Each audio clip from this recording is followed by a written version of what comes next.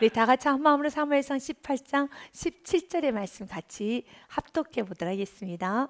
사울이 다윗에게 이르되 내 딸 메랍을 내게 아내로 주리니 오직 너는 나를 위하여 용기를 내어 여호와의 싸움을 싸우라 하니 이는 그가 생각하기를 내 손을 그에게 대지 않고 블레셋 사람들의 손을 그에게 대게 하리라 함이라. 아멘. 사랑하는 여러분, 우리의 모습이 하나님 앞에 언제나 정직해야 되고 진실해야 되는 것입니다. 하나님 우리의 모든 걸 만드셨기 때문에 또 우리의 깊은 마음에 깊숙한 부위를 다 알고 있습니다. 하나님 우리가 연약함은 채울하지 않습니다. 우리의 부족함도 하나님은 채울하지 아니하고 부족함에 대해서 하나님은 참너 부족하다라고 하며 아주 무섭게 책망하지 않습니다. 하나님 우리 연약함은 채워주시고 우리 부족함 또한 더 당신의 능력으로 채워주시는 겁니다. 그러나 정직하지 못하다면 진실하지 못하다면 하나님 앞에 쓰임 받을 수가 없습니다. 오늘 사울은 무척이나 진실하지 못합니다. 그에게 정직이 없습니다. 왜 그렇습니까? 그의 겉입술은 이렇게 말합니다. 하나님을 위하여 여호와의 싸움을 싸우라라고 합니다. 여러분, 여호와의 싸움을 싸우라. 하나님의 영광, 하나님의 일인 것 마냥 하나님을 생각하고 영혼을 생각하고 하나님의 나라를 생각하는 것 마냥 말하지만 그렇지 않습니다. 오늘 17절의 말씀에 보면 두 단어가 서로 상충이 됩니다. 사울이 다윗에게 이르되 내 맏딸 메랍을 내게 아내로 주니 오직 너는 누구를 위하여? 나를 위하여, 나 사울을 위하여 용기를 내어 누구의 싸움을 싸우라? 여호와의 싸움을 싸우라. 이건 정말 말이 안 되는 거죠. 자신을 이권으로 해서 겉모습은 너는 여호와의 싸움을 싸우라. 이것이 거룩한 전쟁인 것 마냥, 이것이 하나님의 나라, 하나님의 영광인 것 마냥 사울은 말하지만 아닙니다. 자기를 위하였습니다. 그 자기를 위하는 것이 자기의 욕심, 자기의 시기 질투, 자신의 이기심을 채우기 위함이었습니다. 오늘 사울의 아주 더러운 모습, 아주 여러분 몹쓸 모습이 오늘 기록이 되어 있습니다. 그는 하나님의 영광이라는 그 겉모습을 가지고 그 속에 있는 이권을 챙겨가기 시작하는데 그 이용하는 대상이 딸들을 대상으로 이용을 하고 있는 것을 오늘 기록을 보이고 있습니다. 딸이 다윗을 사랑해 버렸습니다. 그런데 사울이 그 모든 일을 참 좋게 여깁니다. 그래서 겉모습으로 보면 와, 딸이 사랑하는 다윗을 결혼시키고 사랑하니까 결혼시키는 걸 참 좋아하는구나 라고 하지만 아닙니다. 딸을 이용해서 다윗을 죽이겠다는 겁니다. 그러면 딸의 입장에서는 사랑하는 사람이 죽는 것 아니겠습니까? 그런데 오늘 이런 모습들이 보여지고 있습니다. 오늘 성경에 보니 두 딸이 나옵니다. 첫째 딸, 둘째 딸이 나옵니다. 근데 두 딸 모두 다 사울은 이용하고 맙니다. 이것이 바로 오늘 사울의 모습이었습니다. 이 모습을 통하여서 우리의 모습을 비춰봐야 되는 겁니다. 나의 욕심, 나의 이기심, 나의 정욕 때문에 내가 가장 세상에서도 말하는 여러분 짐승도 동물도 자신의 새끼는 감싸 안는다고 하는데 그렇지 못하는 그 모습, 우리가 하나님의 은혜를 저버릴 때 사울은 이런 모습은 아니었습니다. 사울의 처음의 모습은 아버지 마음이 혹시나 아플까 해서 우리 나귀 찾는 거 그만하고 빨리 아버지께 가자라고 말했던 것이 사울이었습니다. 사울은 그만큼 가족을 중시했고 부모에 대한 공경이 좋았고 그리고 사람을 소중히 여겼던 인물이었습니다. 기억하시죠? 맞습니다. 그러나 지금 사울은 그런 모습이 전혀 보이지 않고 있습니다. 왜 그럴까요? 그의 마음에 시기, 질투, 세상 정욕, 욕심이 한가득하기 때문에. 예수님도 우리에게 이렇게 말합니다. 마태복음 23장 26절부터 28절 말씀 보니 눈먼 바리새인이여 너는 먼저 안을 깨끗이 하라 그리하면 겉도 깨끗하리라 라고 하면서 우리의 이너 마인드, 우리의 속마음이 깨끗해지기를 원합니다. 그러면서 예수님이 이렇게 말합니다. 화 있을진저 외식하는 서기관들과 바리새인들이여 회를 칠한 무덤 같으니 겉으로는 아름답게 보이나 오늘 사울처럼 겉으로는 뭐라고 말합니까? 여호와의 싸움이라고 말합니다. 그리고 사랑하는 딸 미갈이 다윗을 사랑한다니까 다윗을 사랑해? 그러면 결혼해 라고 말하는데 그것 또한도 다윗을 죽이기 위해서 자신의 딸을 이용하고 있는 모습을 보게 된다는 것입니다. 이렇게 겉으로는 아름답게 보이나 그 안에는 죽은 사람의 뼈와 모든 더러운 것이 가득하도다 라고 말합니다. 이와 같이 읽습니다. 시작. 이와 같이 너희도 겉으로는 사람에게 옳게 보이되 안으로는 외식과 불법이 가득하도다. 아멘. 이런 말씀을 전할 때 저는 그러지 않아요. 사실 여기에 계신 분들이 어느 성도가 자신의 딸을 이용하면서 자신의 욕구, 자신의 욕망, 자신의 욕심, 이기심을 채우는 성도가 여기 어디 있겠습니까? 없습니다. 그러나 들여다보십시오. 들여다봐야 되는 겁니다. 이 말씀이 나하고는 상관이 없겠지라고 한다면 정말 상관이 없어지만 주님, 이 말씀을 통하여 내 속에 시커먼 욕심을, 내 속에는 시커먼 이기심을 비춰주사 주님, 내가 하나님의 은혜를 저버리고 내가 하나님이 주신 귀한 은혜를 다 저버리고 나아가는 자신의 욕심을 위해서는, 자신의 것을 채우기 위해서는 이렇게 수단 방법도 가리지 않고 살아가는 이 은혜를 저버리는 그 모든 모습 내 안에도 있습니다. 주님 밝혀주사 오늘도 정직의 영을 내게 부어 주시옵소서. 이제 정직이 무엇인지 먼저 데피니션, 정의를 내리고 오늘 말씀을 보기 원합니다. 여러분은 정직한 사람이 좋습니까? 맞아요. 아멘입니다. 성도님들 중에 이런 말씀하시는 분이 있어요. 나는 좀 못생기고 그리고 돈이 없고 실력이 없는 건 용서해도 사람이 진실하지 못하고 사람이 정직하지 못한 사람하고는 나는 사귀고 싶지 않아. 난 정직한 사람, 내 인생의 가장 중요한 건 정직이야. 난 진실하지 못한 사람, 그런 사람하고 난 사귈 수가 없어. 난 교제할 수가 없어 라고 말씀하신 성도, 세상 사람도 정직을 꽤 중요시 생각합니다. 여러분도 그럴 겁니다. 겉과 속이 다른 모습을 가지고 있는 사람에 대해서는 굉장히 불쾌감을 느끼겠죠. 그래서 우리는 정직한 사람을 좋아합니다. 여러분도 정직한 사람이 좋습니까? 또 여러분 자신 누군가에 비춰주게 저 사람은 좀 실력이 부족하고 좀 모든 게 좀 연약해도 참 정직해 라는 그 소리는 듣고 싶습니까? 저도 그렇습니다. 그렇다면 성경에서 말하는 정직은 무엇일까요? 여러분, 성경에서 시편의 말씀에 보면 정직한 자가 우리의 마음에 누가 정직하다라고 정직이라고 몸에 쓰여져 있는 것도 아니고, 그럼 정직이 어떻게 드러납니까? 정직은 드러나는 어떤 형체는 아니지 않습니까? 그런데 정직한 자가 드러나는 결과에 대한 말씀은 꽤 많이 있습니다. 그런데 그 모든 말씀은 다 공통적으로 한 가지를 향하고 있습니다. 그래서 성경은 이러한 자를 정직한 자라고 하는 겁니다. 시편의 말씀에 33편 말씀에 보니 이렇게 되어 있습니다. 너희 의인들아 여호와를 즐거워하라. 찬송은 정직한 자들이 마땅히 할 바로다. 아멘. 정직한 자는 찬송하는 자입니다. 찬송은 거짓된 자는 할 수 없어요. 정직한 자들만 하는 겁니다. 2절의 말씀에도 수금으로 여호와께 감사하고 열줄 비파로 찬송할지어다. 시편 97편 11절과 12절 말씀에도 이렇게 되어 있습니다. 의인을 위하여 빛을 뿌립니다. 마음이 정직한 자를 위하여 무엇을 뿌리신도다? 기쁨을 뿌리신도다 라고 하면 12절 말씀에 보면 이렇게 기록되어 있습니다. 같이 읽습니다. 의인이여 너희는 여호와로 말미암아 기뻐하며 그 거룩한 이름에 감사할지어다. 아멘. 정직한 자는 기쁨의 빛이 있는 자예요. 이런 자를 향해서 정직한 자다라고 하는 겁니다. 그런데 그 기쁨의 빛이 물질이 많아서 자신의 생각과 자신의 계획이 이루어졌기 때문에 기쁜 것이 아니에요. 어떤 자가 정직한 자인가?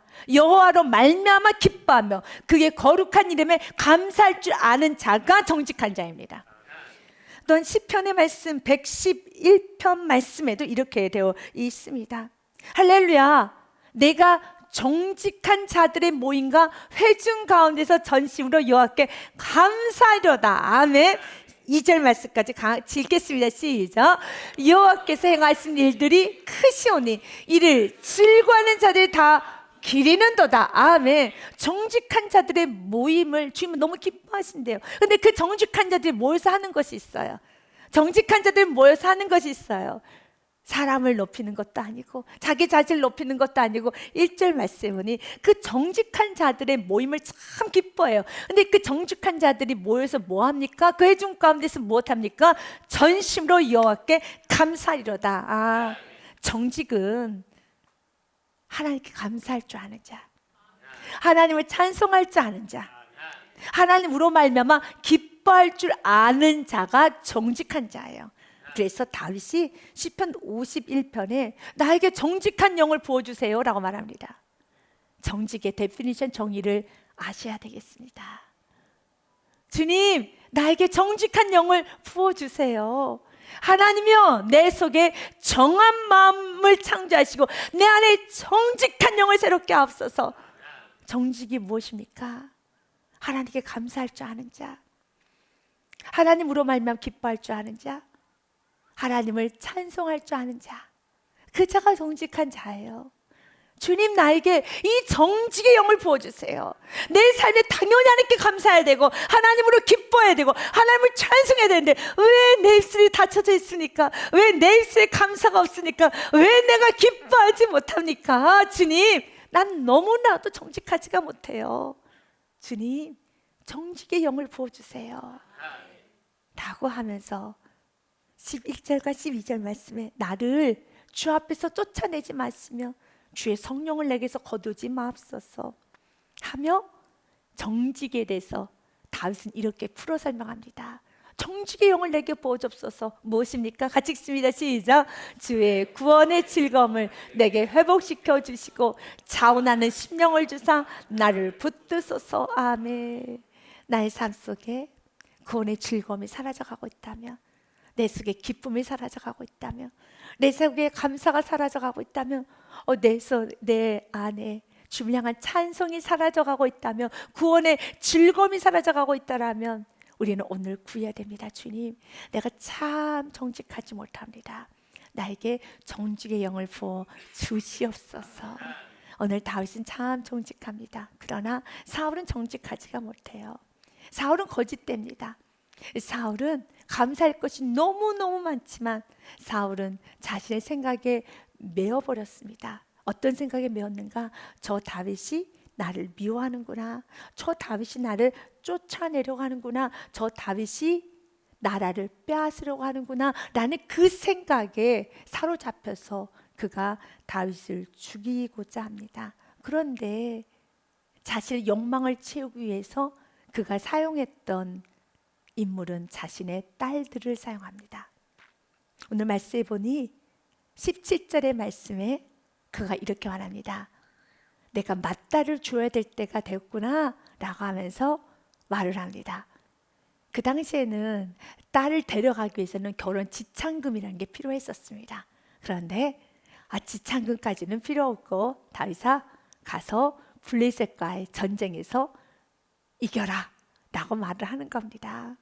사울이 다윗에게 이르되 내 맏딸 메랍부터 시작합니다. 첫째 딸입니다. 메랍을 내게 아내로 주리니 오직 너는 나를 위하여 용기를 내어 여호와의 싸움을 싸우라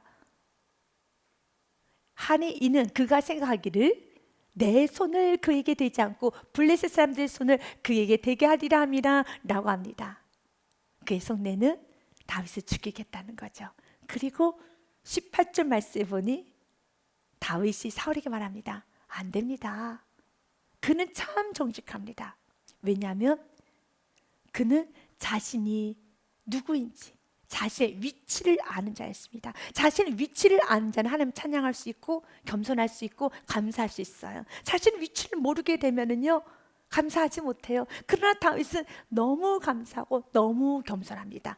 자신의 위치를 안 겁니다. 다윗이 사울에게 이르되 내가 누구이며 이스라엘 중에 내 친속이나 내 아버지의 집이 무엇이기에 내가 왕의 사위가 되리까 하였더니 나는 그렇게 사위가 될 수 없지요 라고 말하는데, 여기서 사울을 좀 더 집중해 보면은 분명히 맏딸을 주겠다고 했는데요 19절 말씀에 보니 이미 맏딸을 시집을 보내버립니다.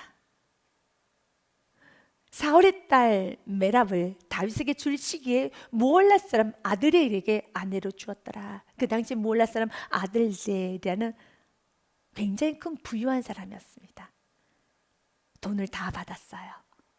그리고 첫째 딸을 내다 줍니다. 실제적으로 사무엘상 17장의 말씀, 우리가 앞장 말씀이죠. 17장 25절 말씀에 보면 사울이 약속을 했습니다. 누구든지 저 블레셋과의 전쟁에서 이기는 자에게는 내 딸을 주겠다라고 약속을 했었죠. 그것을 여러분 공약으로 걸었잖아요. 누가 블레셋과의 전쟁 골리앗을 죽였습니까? 다윗을 죽였어요. 다윗이 그 모든 전쟁을 승리로 이끌었어요. 그러면 또다시 블레셋과 나가 전쟁하십시오라는 말을 하지 않고 첫째 딸을 주어야 되는 것이 가장 기본적인 왕으로서의 공개적으로 했던 말에 대한 책임이죠. 이건 누구나 다 들었던 말인 것입니다. 이스라엘 사람들이 이르되 너희가 이 올라온 사람을 보았느냐? 참으로 이스라엘을 모욕하러 왔도다. 그를 죽이는 사람 왕이 많은 재물로 부하게 하고 그의 딸을 그에게 주고 그 아버지의 집을 이스라엘 중에서 세금을 면제하게 하시리라 라고 다 이제 모든 사람이 알 수 있도록, 이스라엘 사람들이 알 수 있도록 드러내서 약속을 했어요. 그리고 다윗은 골리앗을 죽였어요. 그러면 당연히 줘야죠. 맞다를 주어야죠. 왜 맞다를 주지 않냐고 여러분 또다시 블레셋과 전쟁에서 가져오라는 것이죠. 그리고 맞다를 이미 다른 사람에게 시집을 보내버립니다. 사울은 자꾸 챙기기만 합니다. 돈을 챙기기 시작합니다.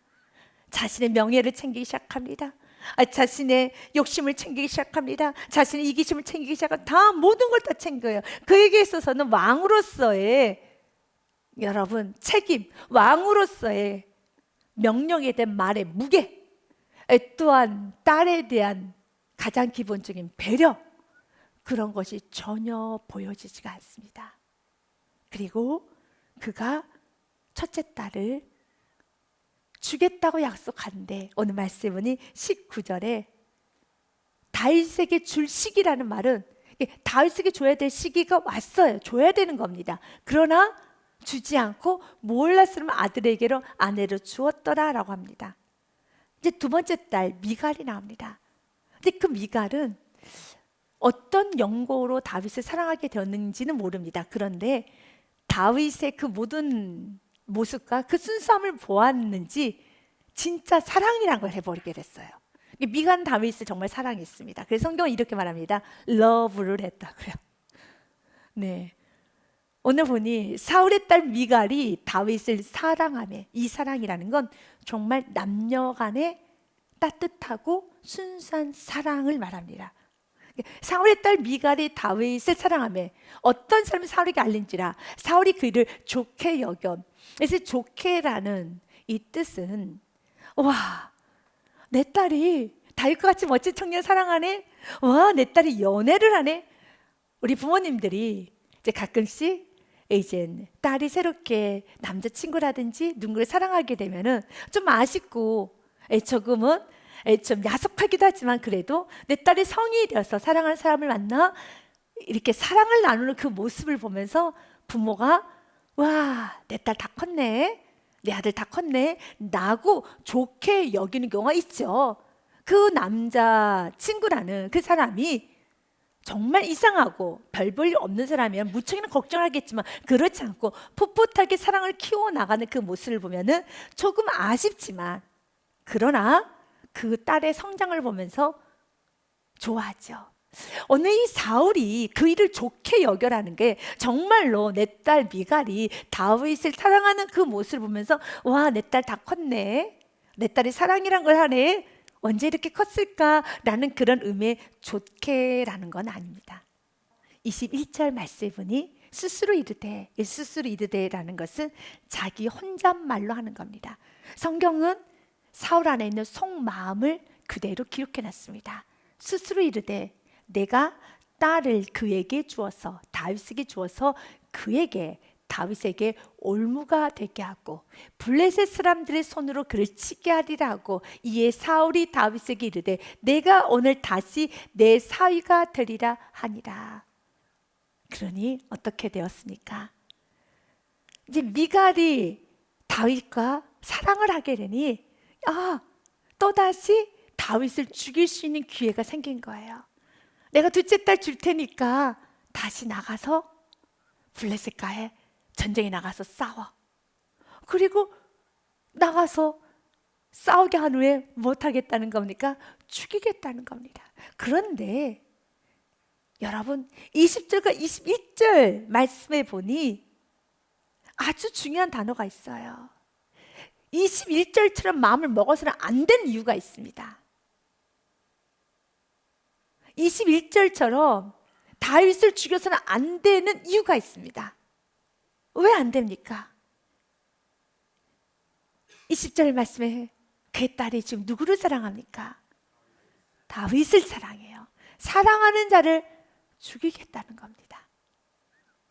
자신의 딸의 아픔, 자신의 딸의 슬픔, 자신의 딸의 고통에 대해서는 전혀 아랑곳하지 않고 오히려 자신이 딸이 다윗을 사랑하는 그 모습조차도 좋게 여기는데, 그것이 딸의 영혼, 딸의 인생, 딸의 마음, 딸의 감정, 딸의 편에서 좋게 여기는 것이 아니라 그것조차도 자신의 이득, 자신의 여러분 모든 목적을 이루는데 좋게 여기는 거예요.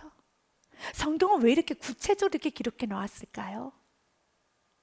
이런 쓸모없는 일들, 이런 쓸데없는 이런 악한 일을 왜 기록해 놓았을까요?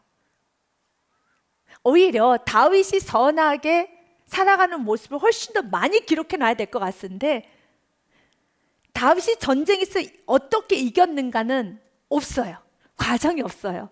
그런데 사울이 지금 어떤 마음까지 품고 있고 어떤 생각까지 하고 있는 것이 아주 구체적으로 기록되어 있어요. 읽고 싶지 않을 정도로 구체적으로 이루고 있어요. 읽다 보면은 머리가 아파요. 읽다 보면 아주 마음 안에 야, 사울이 왜 이러니? 라는 생각이 들죠. 오히려 우리가 보고 싶고 읽고 싶은 것은 다윗이 전쟁에 승리를 합니다. 사울은 다윗에게 표피 100개 벗겨와, 100개 가죽 벗겨와 라고 했는데 100개를 벗겨오라는 것은 나가서 죽으란 뜻입니다. 그런데 하나님께서 그를 도우셔서 200개를 가져와요. 이것이 다윗이에요. 오늘 말씀에 보니 이렇게 되어 있습니다. 25절 말씀에 보니 사울이 이르되 너희는 다윗에게 이같이 말하기를 왕이 아무것도 원하지 아니하고 다만 왕의 원수 보복으로 블레셋 사람들의 포피 100개를 원하신다 하라 하였으니, 이는 사울의 생각에 다윗의 블레셋 사람들의 손에 죽게 하려 합니다. 이것이 사울의 계획이었습니다. 근데 이런 악한 계획에 다윗의 반응은 너무 순수해요. 이 악한 계획의 26절에 다윗은 이렇게 말합니다. 사울의 신하들이 이 말을 다윗에게 아뢰매 다윗이 왕의 사위 되는 것을 좋게 여김으로 결혼할 날이 차기 전에 그냥 마냥 즐거워해요. 그냥 마냥 즐거워합니다. 왜 이렇게 즐거워했을까요? 여러분, 우리가 다윗의 생애를 보면 알겠지만 다윗이 미갈을 사랑해요. 그래서 그가 너무 기뻤었을 때 가장 먼저 찾아갔던 사람이 누구냐면 미갈이었어요. 근데 미갈이 아버지 사울의 못된 이 마누리 여기는 그 피를 흘려 받았는지 조롱을 하잖아요. 어디서 이렇게 추태를 부리십니까? 그냥 언약궤가 들어오는 그 모습을 보면서 다윗이 기뻐 춤을 추고 옷이 벗겨진 줄 모르고 춤을 췄는데, 미갈이 그 모습을 보면서 당신의 모습이 저 지나가는 술주정뱅이 같습니다. 너무 추합니다 라고 말합니다. 하나님은 그의 태의 문을 닫아버리셨어요. 이제 그 사건이 있지 않습니까? 그렇다면 다윗의 입장에서는 지금 이 사건은 결혼하기 바로 직전이기 때문에 초기입니다. 그리고 미갈이 다윗을 향해서 조롱하고 추하다라고 했던 것은 이스라엘 왕이 되고 난 후기 때문에 세월이 많이 흘렀고 그 전에 이렇게 순수하게 미갈이 다윗을 사랑했고 그리고 다윗을 많이 도왔던 시간이 많이 기록이 되어 있어요. 또한 다윗 또한도 사랑했어요. 그래서 지금 사울은 이렇게 악한 생각을 품고 있는데 그 누구도 알지 못해요. 지금 미갈도 흥분한 상태예요. 너무 좋아서요. 아버지 사울이 허락을 해준 거거든요. 그리고 이제 다윗도 너무 좋아해요. 너무 좋아요. 그래서 다윗이 왕의 사위 되는 것을 좋게 여김으로 결혼 날이 차기 전에 27절의 말씀은 얼마나 기분이 좋았는지 100개 표피를 여러분 떼오라 했더니 200개를 가져와요. 다윗의 마음 안에 너무 행복한 거예요. 사랑하는 여러분, 저는 오늘 우리 모두가 다윗의 길을 가기 원합니다. 세상은 악하게 가도 누군가 여러분에게 아픔을 주고 배신을 하고 나쁜 생각을 품고 전혀 여러분과 상관없이 여러분 많은 계획을 하고 있다 할지라도 여러분은 즐겁게 사십시오. 순수하게 사십시오. 다윗처럼 사시길 바라겠습니다. 우리가 살아가야 되는 세상은 이렇게 살아야 되겠습니다. 여러분에게 시편의 말씀을 전하고 말씀을 이어가도록 하겠습니다. 시편의 말씀은 시편 62편 말씀, 우리가 살아가야 되는 삶입니다. 그들이 그를 그의 높은 자리에서 떨어뜨리기만 꾀하고 거짓을 즐겨하니 입으로는 축복이요 속으로는 저주로다 쌀라. 겉으로는 축복 속으로는 저주입니다. 답답하죠? 여러분 이럴 때 어떻게 해야 됩니까? 너무 싫죠? 이럴 때 어떻게 해야 됩니까? 다윗처럼 살라는 겁니다. 다윗은 즐거워해요. 목사님, 다윗은 그 속을, 사울의 속을 몰랐으니까 즐겁죠. 사울의 속을 알면 다윗이 즐거워했겠어요. 저는 그 속을 알아버렸다니까요 라고 말씀하실 수도 있을 겁니다. 알아버리신 성도도 있으니까. 그러나 성경 말합니다. 시편 60편 4절 말씀처럼 이렇게 알아버렸어요. 속으로는 저주, 입으로는 축복 알아버렸어요. 그럼 어떻게 해야 됩니까? 답은 5절에 있습니다. 같이 읽습니다. 시작. 나의 영혼아 잠잠히 하나님만 바라라. 무릇 나의 소망이 그로부터 나온도다 하면 알아버렸어요. 알아버렸다고요. 속으로는 저주, 입으로는 축복 알아버렸어요. 그러나 5절에 말합니다. 나의 영혼아 잠잠히 하나님만 바라라. 6절, 7절 말씀 오직 그만이 나의 반석이시오 나의 구원이시오 나의 요새이시니 내가 흔들리지 아니하리로다. 나의 구원과 영광이 하나님께 있으며 내 힘의 반석과 피난처도 하나님께 있도다. 8절 말씀 같이 읽습니다. 백성들아 스스로 그를 의지하고 그의 앞에 마음을 토하라. 하나님은 우리의 피난처시로다 셀라. 아멘. 백성들아, 이렇게 마음이 많이 아플 때, 이렇게 마음이 많이 고통스러울 때 누구께 나와 토해라? 하나님께 나와 토해라. 하나님께 나와 토해라. 이것이라는 겁니다. 시편의 말씀에도 이렇게 되어 있습니다. 주님은 오늘 우리들에게 말합니다. 120편 1절과 2절 말씀 보니 내가 환난 중에 여호와께 부르짖었더니 내게 응답하셨도다. 여호와여 거짓된 입술과 속이는 여에서 내 생명을 건져 주옵소서 라고 기도를 하십시오. 시편 120편에 보면 아픈 말씀이 기록되어 있어요. 7절 말씀에 보니 나는 화평을 원할지라도 내가 말할 때 그들은 못하려 한도다 싸우려고 한도다. 이런 세상에서 주님 오늘 우리에게 말합니다. 다윗처럼 살라는 겁니다. 다윗처럼 사십시오. 그럴 때 사울은 죽이려고 그를 내보냈지만 다윗은 죽는 게 아니라 승리의 승리를 거둡니다. 이 과정을 전체적인 다윗의 인생이라는 큰 그림을 볼 때 지금 하나님 왕 훈련시키는 겁니다. 전쟁에 나가서 이기는 훈련해야 되는 겁니다. 결국 다윗의 큰 그림을 볼 때 과정은 있어야 되고 전쟁도 치러야 되는 것이고, 그리고 백성들로부터 여러분 리더십도 인정을 받아야 되는 것이고, 모든 부분에서 진짜 실력가가 돼야 되는 것이죠. 언제까지 그가 양만 칠 수는 없잖아요. 이스라엘 백성은 양은 아니지 않습니까? 그럼 양치는 목동으로서는 프로페셔널했습니다. 하지만 백성을 이끄는 리더자로서는 아직은 아니올시다입니다.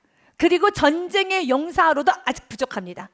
그렇기 때문에 하나님은 하나로 훈련하시죠. 때로는 그 훈련이 이렇게 사울의 악한 계획에 의한 전쟁이라 할지라도 하나님 이 모든 것을 다 합력하여 선을 이루십니다.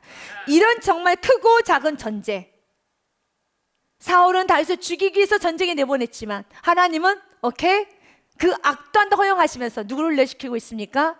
다윗을 용사로, 왕으로서의 실력과 리더십과 모든 걸 다 감당할 수 있는 왕으로서의 자질을 훈련하고 있음을 큰 그림으로 본다면 우리는 믿어 의심치 않을 수 없습니다.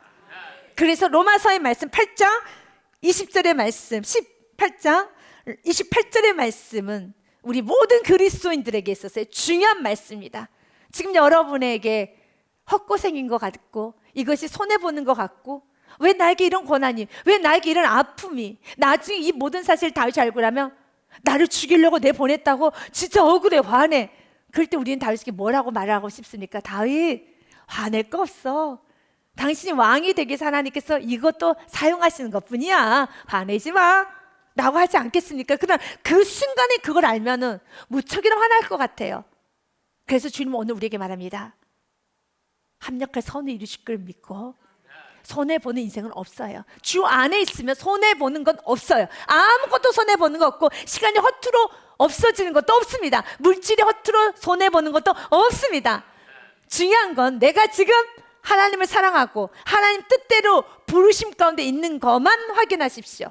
부족하지만 내가 하나님 뜻 가운데 있고 하나님 부르심 가운데 내가 순종하며 내가 정직한 예배자로서 살고 있다라면 좀 손해처럼 느껴지는 시간, 물질 또한 하나님께서는 훈련의 과정으로 다 써주실 것이고 채워주실 것이고 갚아주실 것입니다. 같이 읽습니다. 시작. 우리가 알거니와 하나님을 사랑하는 자 곧 그의 뜻대로 부르심을 입은 자들에게는 모든 것이 합력하여 선을 이루느니라. 아멘. 사랑하는 여러분, 모든 것이 합력할 선을 이루십니다. 오늘 사울의 그 속내를 보게 되었습니다. 사울을 스스로 이르되 내가 딸을 주어 21절 말씀에 딸을 그에게 주어서 그에게 올무가 되게 하고 블레셋 사람들의 손으로 그를 치게 하리라고. 이에 사울이 다윗에게 이르되 내가 오늘 다시 내 사위가 되리라 하니라 라고 말합니다. 그러나 20절 말씀처럼 그의 딸 미갈은 진짜 다윗을 사랑하고 있어요. 다윗이 죽었을 때 느껴지게 될 미갈의 아픔은 사울에게 있어서는 전혀 고려의 대상이 되지를 못하고 있는 겁니다.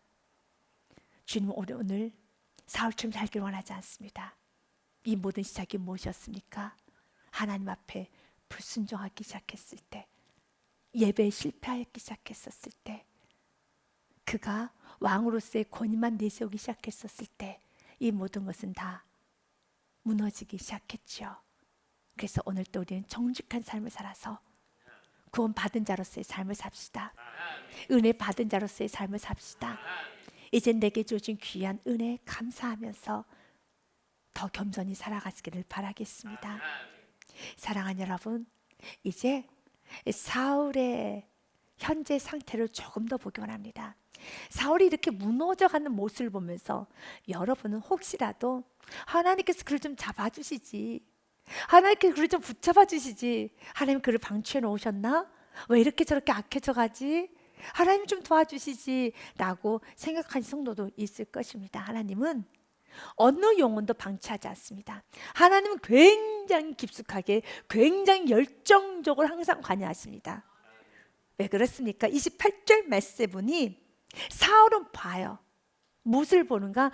여호와께서 다윗과 함께 계심을 사울이 보고 알았고, 사울의 딸 미갈도 그를 사랑함으로 모든 환경을 통해서 그가 엎드릴 수밖에 없는 모든 조건이 다 갖춰졌어요. 그가 보이지 않는 것이 아니라 본다라는 겁니다. 본다라는 겁니다. 여호와께서 다윗과 함께 계심을 사울이 보았어요. 그럼 무엇도 보았고 무엇도 알게 되느냐? 사울의 딸 미갈이 진심으로 그를 사랑하는 것 또한도 알았어요. 모든 환경이, 지정의가 모든 환경이 그에게 있어서 너무나도 확실하게 다 드러내줬다라는 겁니다. 하나님의 살아계심도 보고 있습니다. 가족들로부터도 그가 보았습니다. 또한 신하들을 통해서도 보게 됩니다. 왜냐하면 신하들도 그를 사랑한다라는 말이 기록이 되어 있습니다. 30절 말씀에 보니 30절 사무엘상 18장 30절 말씀에 이렇게 되어 있습니다. 블레셋 사람들의 방백들이 싸우러 나오면 그들이 나올 때마다 다윗이 사울의 모든 신하보다 더 지혜롭게 행하며 이에 그의 이름이 심히 귀하게 되니라. 백성들 사이에서도 신하들 사이에서도 귀함을 받아요. 이제 왕이 이렇게 환경적으로 압박을 받게 되면, 환경적으로 사인을 얻게 되면 충분히 자신이 옳지 않음을 알 수가 있죠. 신하들도 다윗의 귀함을 알아요. 자신의 딸도 다윗을 사랑해요. 근데 가장 중요한 거, 그가 하나님이 다윗과 함께 하심을 보았어요. 그에게서 더 이상 변명 핑계할 이유가 없어요. 모든 걸 다 보여주셨어요. 이것을 통해서 분명히 알아야 됩니다. 하나님은 우리가 무너져 있을 때 언제나 다시 분연히 일어설 수밖에 없도록 다시 일어날 수 있는 모든 환경을 다 동원해서 말씀하고 계심을 믿으시길 바라겠습니다. 그러나 내가 회복이 되지 않는다면, 내가 일어서지 못한다면 우리 정직하지 못하게 하나님께 감히 그 핑계를, 환경에 그 핑계를 대어서는 안 되는 겁니다. 하나님은 너무 많은 은혜를 주었습니다. 그렇다고 은혜 받지 못한 이유는, 결론은 나 자신이에요. 내가 포기하지 않으면, 내가 그 생각을 스스로 내려놓지 아니하면 그 생각은 나를 사로잡게 될 것입니다.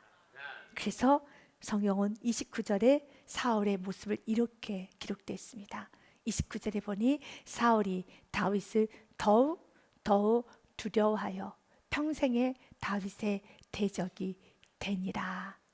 대적이 되어버리는 것입니다. 하나님과의 반대길을 가게 되는 것입니다.